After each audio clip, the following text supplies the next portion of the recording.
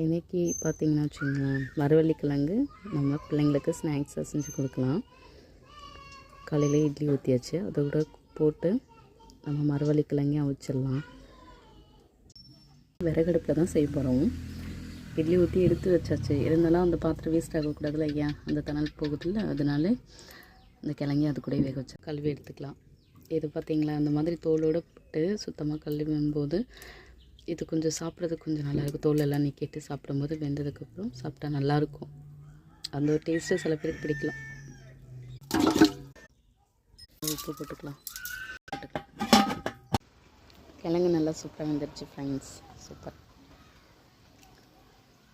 பார்த்திங்களா, பார்க்கவே ரொம்ப நல்லா வந்துருச்சு. நல்லா வெந்திருக்கு. சாப்பிட்டு பார்ப்போம்.